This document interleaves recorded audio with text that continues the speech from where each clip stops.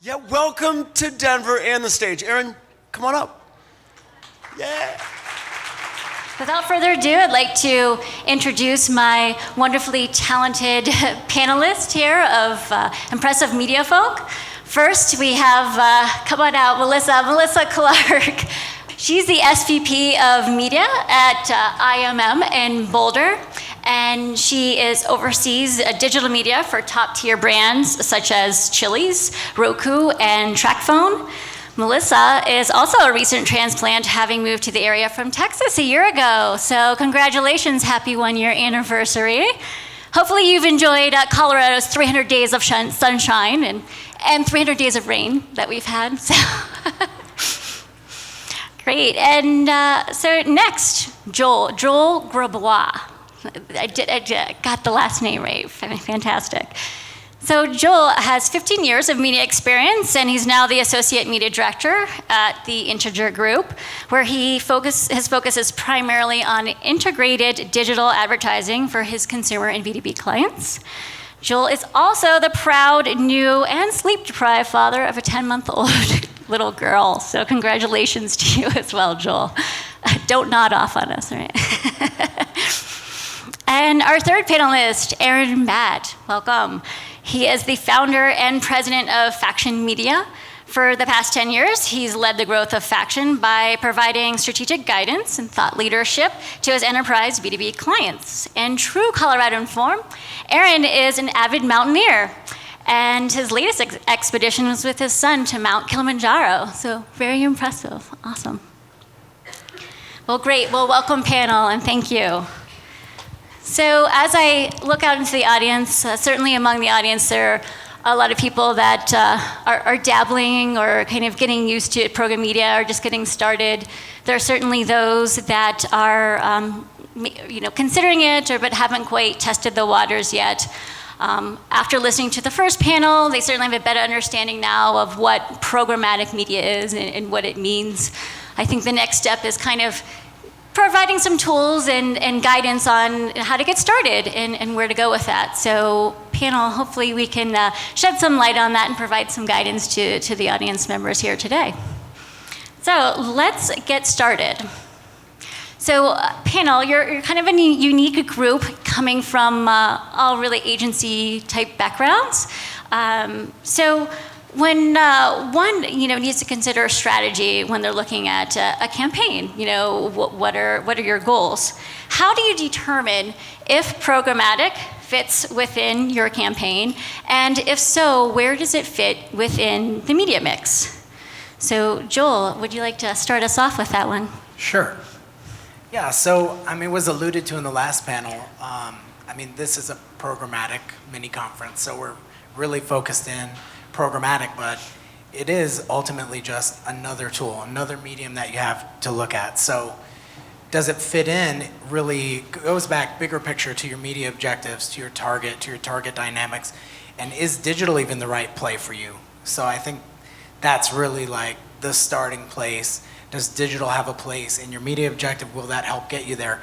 And then if the answer is yes to that, then I would argue most cases you have at least a testing scenario for programmatic to see how it's going to perform for your client, your media objectives, and see if that's going to help you get there. So it's at the very least a testing scenario.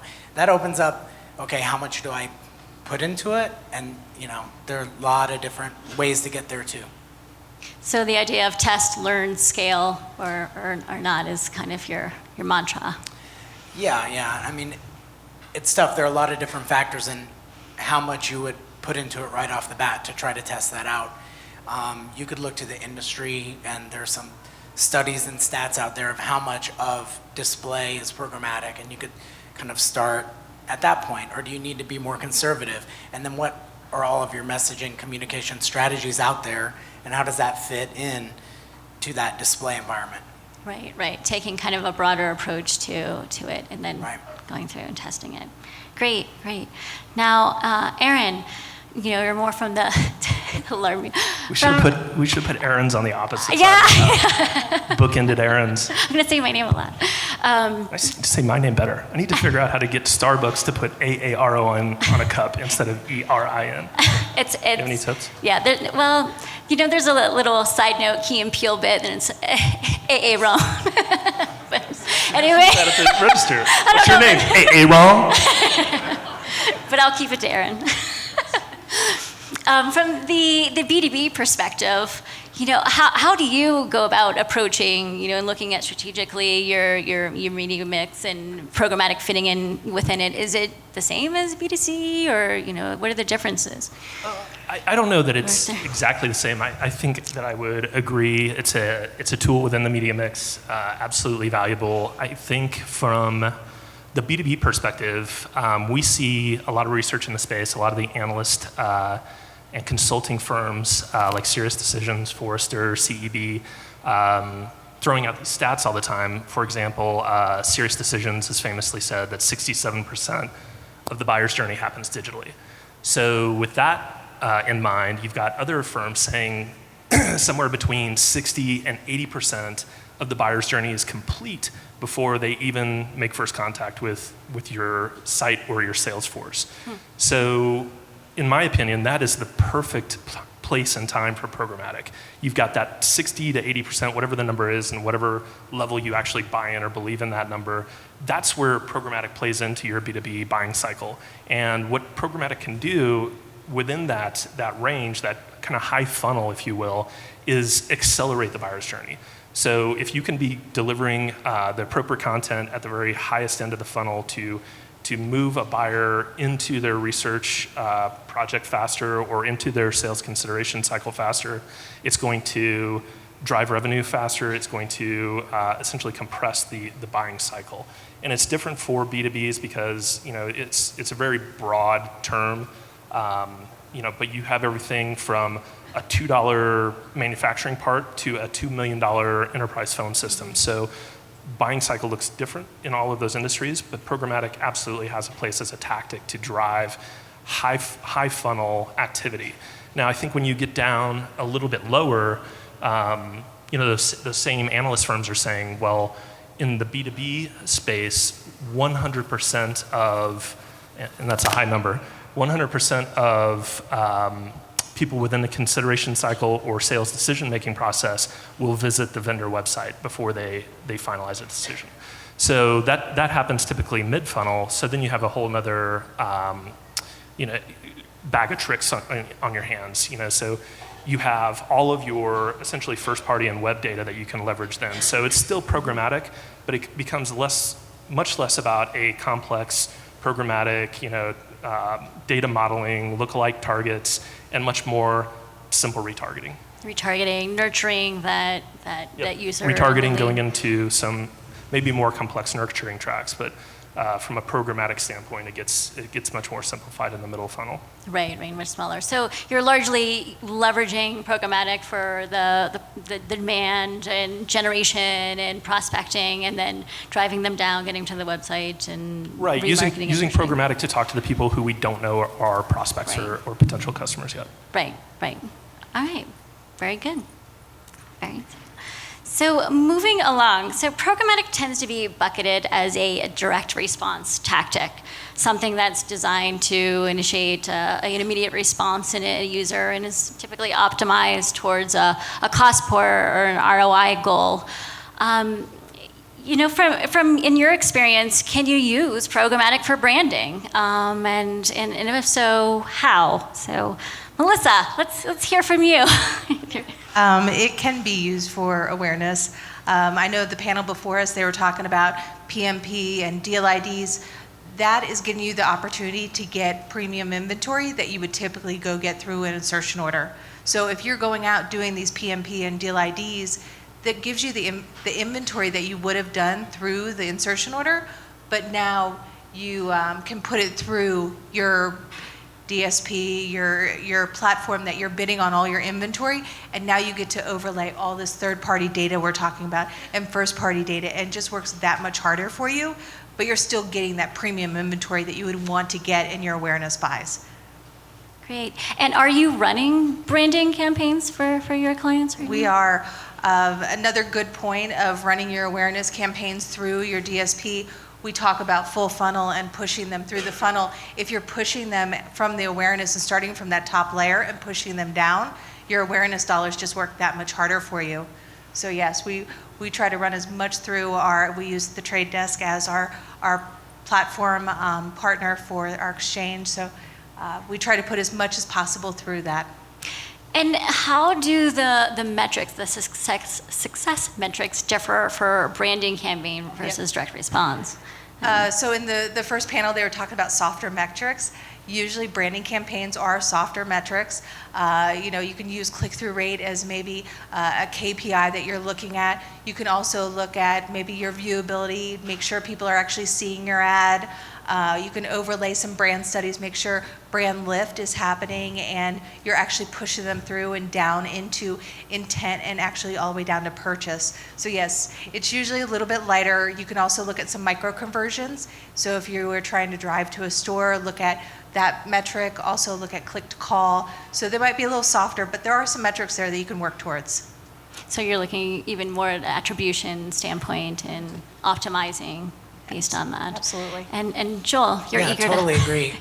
I mean, you've got the B2B guy talking about top of the funnel, and you've got us talking about branding. So, I mean, ultimately it is called display, right? And it's all these great little billboards all over the interwebs, that we have a chance to reach somebody. I mean, it's just as simple as that, really, when it comes down to it. Then we have layers and layers of technology, layers of viewability, layers of fraud, all the partners, PMPs, and all that complexity over top of it. But ultimately, it's trying to make somebody aware of what you're doing, whether it's a $2 widget or a $2 million really big widget. It's the same kind of thing. And then we've really seen the same thing in terms of the conversions and the actions, whether they're soft or not, or putting a lot of thought into getting those set up properly, making sure that that's a really strong strategy going in that aligns with the business that you're trying to support, so that those programmatic engines can work harder, so that that efficiency can actually deliver an ROI.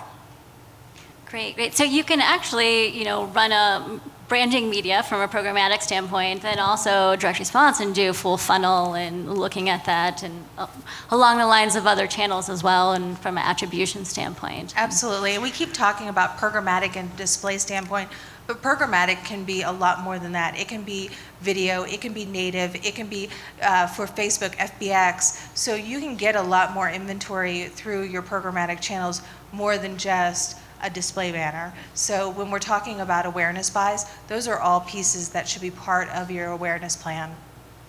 And you bring up a good point. So with regards to inventory, yes, there are other elements, other channels which you can run your ad. Do you tend to buy different types of inventory from the branding standpoint, or maybe like a higher impact, or or PMP? Yep.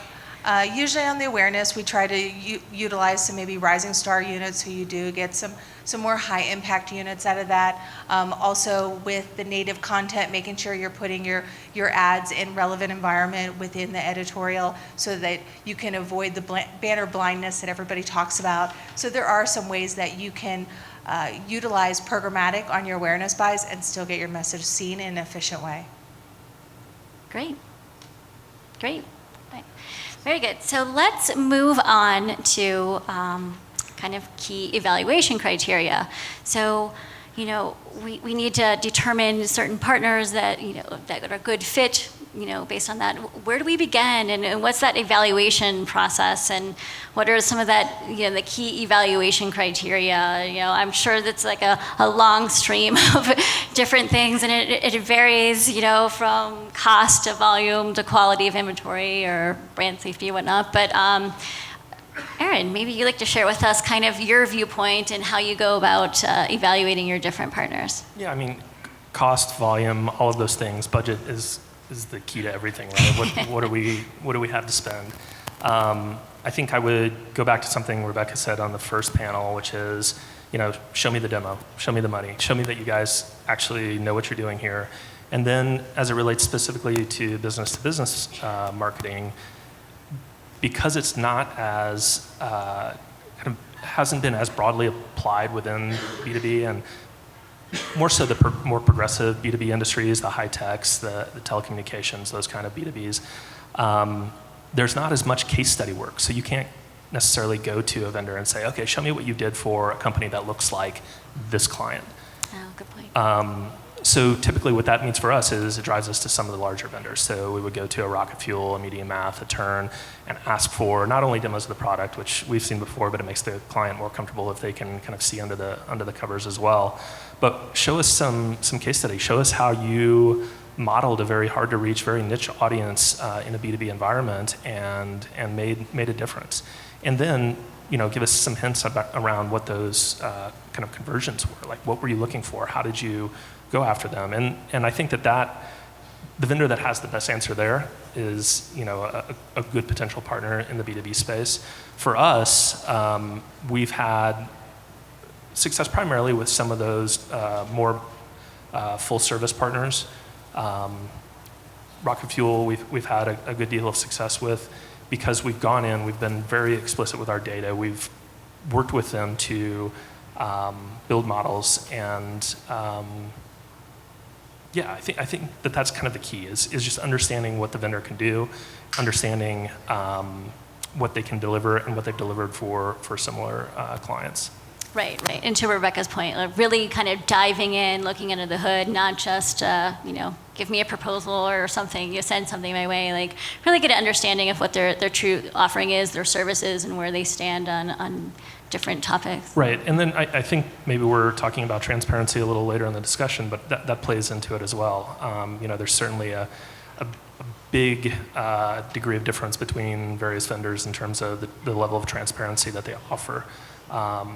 Both within their systems and within their financial kind of approach to programmatic. Yeah. And before I get into transparency, I just want to see, Joel, kind of direct the question towards you. If you have any kind of different criteria that you utilize more so maybe from the consumer standpoint, that if it varies in any way. Sure, yeah. In investigating it, I've started to really focus on 3, and then there are a lot of cascading others. Aaron just covered a couple of really strong ones. That transparency is one of the very top. Strategy is kind of where I put the second, and then technology, like to the point of the demos. Transparency, like you said, to all the layers of what they're doing, the sites and everything else. But in a big way, it's the financial side of it. How are they making their money? Do they have some ownership of that media? There are a lot of players in this space that do not have ownership of that media. They're a broker of that media, but they're acting like owners. And it drives me a little insane. I mean, that's not a good place for this to be going, because as all of us start to get a lot smarter, you're going to see a lot of that starting to come to an end. Because we'll start and end a conversation right there. The strategy is, once we really start to interview them, are they saying yes to everything and loving every idea that I put forth as much or more than the last idea? That's a bit of a warning sign to me. To your point, in looking at case studies, these partners have a breadth of visibility that we don't have. We're digging really deeply into clients and trying to be brand ambassadors for them. And then these vendors have, hundreds of campaigns that could run in a year, maybe more, depending on the size. And so that strategic layer, that strategic partner to help guide you through the ins and outs of their system, what it can really do for you. And hopefully if you're stretching them far enough, you reach a point where they say, well, that's the limit of our platform, that you've hit that limit. Let's not go down this next path. We're not the best at that, And then last is just the technology. Again, demoing the platforms, understanding what's under the hood. What are they really working with? What's the secret sauce? It doesn't have to be, the exact algorithm, but how does it truly work? And does that roll back up into your strategy? Right. I think that there's a lot of market maturity happening right now.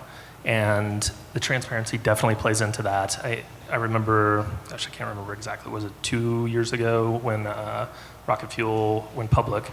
I was on an analyst call, and they were wanting to talk to agency owners or people leading the agency about their experience with Rocket Fuel, and they were baffled by the margin that they were making.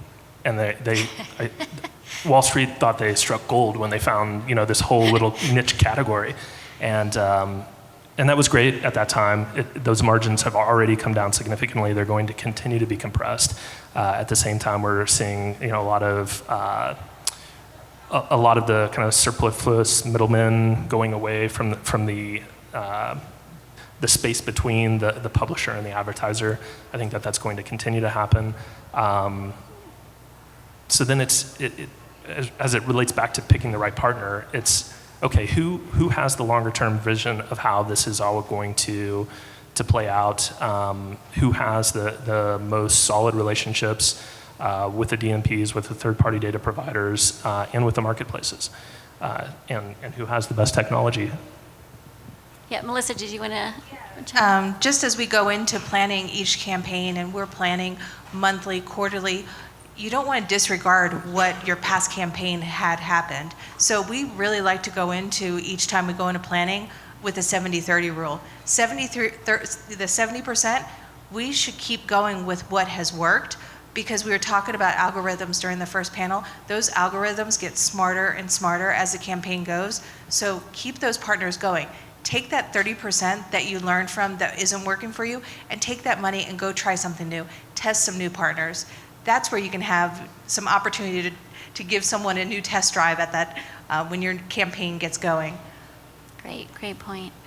So we've already kind of hit on transparency. There's a lot of hot topics, I think, right now, and really have a lot of meat to them. And so let's, kind of dig in a little further to transparency, since we've already kind of brought that up a bit.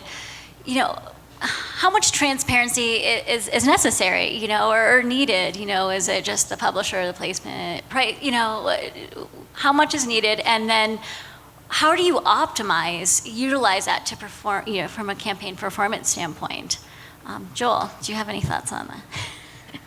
Yeah, from one perspective, a lot of advertisers are getting into this space, and it's really impressive to be able to have really deep transparency into the sites and just impress them with the type of placements that you get. But premium publishers are starting to get smarter to that and mask their placements so that you won't actually see. So I'm hearing more about that lately. But I think, again, it all goes back to your objective. Are you ultimately driving down to a soft or hopefully some kind of a mid-funnel conversion so that that machine learning can take place? Then maybe you don't really need that level of transparency, but depending on your client, and you probably have some better examples in the B2B space, you may really need to segment that out, look at very specific verticals, and identify those and evaluate them. General rule to me is that the more data that you can have, it's a lot easier to evaluate evaluate data you have, ignore data that you have. It's a lot easier to do that than to go in and try to infer what you ultimately get asked about this campaign, or what you end up wanting to know that maybe you didn't realize on the top. Right. Great point. And Melissa, I know in a previous conversation we had, and talking about some of the data and the insights that you get, and how you've kind of utilized that with your client. You want to share that? We do. Transparency is key. There's a lot of information we're getting through our programmatic buys, and it's really important that we share it back to our client. Our clients are now using that data to inform promotions. They're also using for products they're going to have in store. They're getting all those learnings just from the programmatic buys. So it's key that you share that back. You don't realize how much information that you're ingesting as you're doing your buying, but it's there, and if you dig in, one of our clients, we went back to him, and we found out that people that had pets were loving their product. It's our telecom client. We're going, pets? Okay, well, what are we going to do with this information? Well, we started to feature dogs with their owners, and they're taking pictures of their pets. So now we've incorporated the pets, that finding, into our creative. So there's a lot of information you can take and actually help inform other decisions in your marketing mix beyond just your programmatic buying. Great, great. Thank you for sharing that. So in the interest of time, I know we have a few minutes left, but we've got to get to the meaty topic of viewability. Like, it's such a huge topic. It's something to address. So I want to make sure we have enough time to get through that. So Melissa, what's acceptable as far as viewability goes? Or are there thresholds? Or I wish I had the Would you be willing to pay more for viewability? I know. Where do you stand on that? So it's being figured out. The supply side has their view. The buying side has a different view. It's being worked out. There are industry averages out there that we all try to exceed. Are we willing to pay for it? Sometimes. It depends on the client and it depends on the objective. If we're not willing to pay for it, we are trying to figure out other ways to get to that improved viewability. How are we optimizing it? Are we blacklisting? Are we whitelisting? Are we looking at hover rates? Are we looking at player size? So there are some tricks and tips that you can do to help improve your viewability without actually going and paying for it. So there are options, but depending on the client, and if you need it guaranteed, you might want to go ahead and pay for it. Yeah, a great point. Joel, would you thoughts on your? Yeah, totally agree with those points. I look at it in a couple of layers, and one is a business decision and how much it costs to increase that viewability versus what you get out of it. And if you have those strong conversions or even soft conversions in place that ladder back up to your client's business, then hopefully you can do some testing and make sense of that dynamic. Because viewability for viewability's sake, I mean, maybe you end up paying for an amazingly viewable campaign and your cost per conversion is double, and you lost. But congratulations, you're at 80% viewability. And there's times that partners are charging 2 times the CPM to get 10% more viewability. Is that really worth it? So you've got to weigh your options and really make sure, is that increased cost really worth the 10% increase in your viewability? Yeah, no, good point, yeah. And then the second layer is kind of the specter of viewability, which is the boogeyman of viewability. And because we can track it, oh my gosh, this is the craziest thing ever. Can people see our ads? But I mean, I came from a traditional media background, and who can tell me the viewability, exact viewability % of their print ad or of their TV ad? Come on. So again, in the overall mix of your plan, how does that fit in? But not getting overly focused on one buzzword. Right. One thing. And Aaron, do you have anything to add on viewability from the B2B perspective? I think, again, going back to the fact that it is B2B, and some of the maybe less progressive marketers that are venturing into programmatic, they don't understand whether they're just all over the site when they agree to a programmatic buy.